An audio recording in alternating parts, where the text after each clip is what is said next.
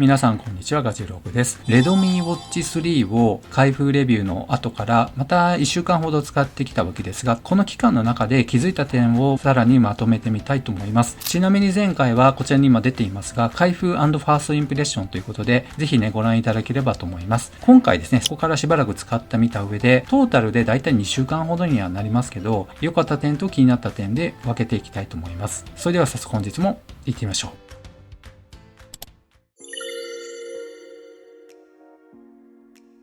というわけで、まず一番最初になりますけど、前回お伝えしていなかった点になりますね。その一つ目、それはですね、バッテリー持ちに関することになります。まず最初に AOD をオンにした場合になります。ちなみに AOD がオンになりますと、こんなね、表示になります。検証開始しましたのが1月14日の土曜日19時になっています。100% からスタートしています。そして15日日曜日の24時間後の19時には 62% になっていましたので、前日比では 38% 減になっていました。これはちょっとね、理由はよくわかりませんが、結構大きく消費していました。しかしながら次の16日の月曜日の19時になりますと、残量が 46% で、前日から 16% 減ということで、ここはね、一気に消費された量は減りました。で、そしてずっと見ていきますと、18日の水曜日の19時、ちょうどではありませんが、だいたいこの頃に 0% になりましたので、こうしてみますと、だいたい平均すると1日あたり 25% バッテリーが減っていくっていうことになりました。常時点灯モードをオンにしてある状態では、1日あたり 25% の減少という結果になりました。この結果ですね、だいたい丸々4日間持ったっていうことになります。どうですかね？ AOD をオンにしてある状態で4日間持つっていうのは、まあまあな結果なのかなという気はします。結構ね、大画面になりますので、バッテリー消費っていうのは大きめなのかなというふうに思いますので、4日間持てばいいのかなっていう感じはします。そして次にですね、AOD をオフにした場合、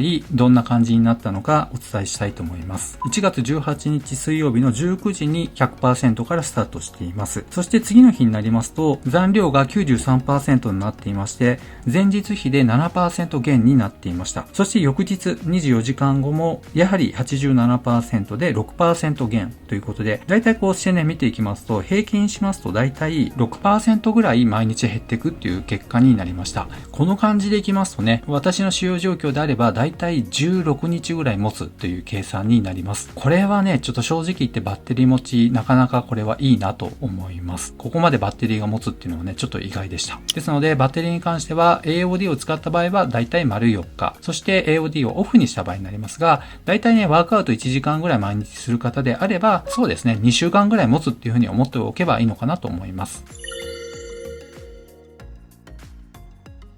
では次に使っていておかしいなという点もありました。それは前回もちょっとお伝えして触れているんですけども、挙動がおかしいことがあります。例えばですけど、アラームがあります。アラームで、ただいまね、6時45分にセットしてあるんですが、今現在はオフにしてあります。なんでオフにしているかって言いますと、実はですね、確かに6時45分にもなるんですけども、なんと30分前の6時15分にも明動してしまうことがあります。必死にね、止めるんですけども、また10分後ぐらいに明動してしまいまして、何度もね、アラームが起動してきてしまいます。しかもですね、6時45分にまた明動するんですけども、止めた後も今度は他の何が原因かはまだ定かではないんですが、何かしらのアラームが鳴ってしまいます。これ1個しかセットしていないのに関わらず、何かしらの他のものがまた明動してくるっていうことで、不気味なので今はオフにしてあるっていう状態になります。もうはっきり言ってよくわかりませんでした。いろいろね、ちょっとスマホいじって結局のところ、オフにするしか今ないなっていうところに落ち着いています。このあたりちょっと中国モデルっていうことでね、日本で使ってるっていうところもありまして、何かしらのバグかわかりませんが、使用環境によってこういったね、不具合なのか、こんな状況が生まれてしまっていますので、これはちょっとね、知っておいた方がいいのかなと思って含めています。ただもしかしたらこれが原因かなっていうのもあるんですけども、例えばですけども、可能性としましてはこの DND っていうのがありますが、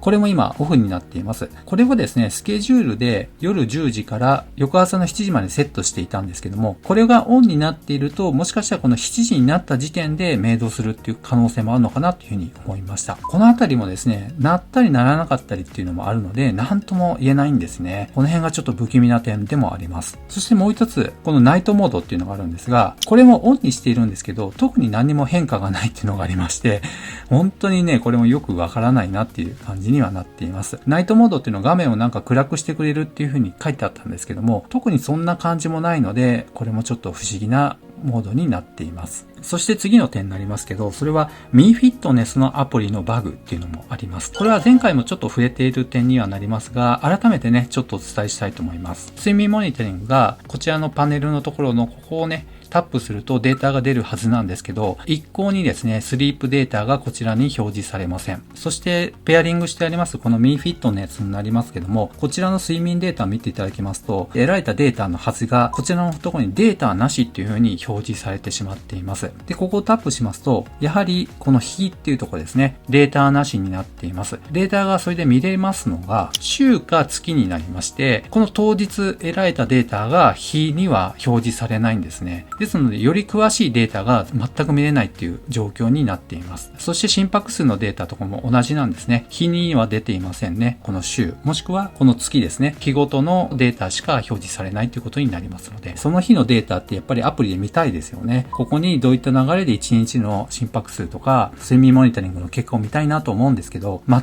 くね、ここに表示されませんので、本当に使い物になりません。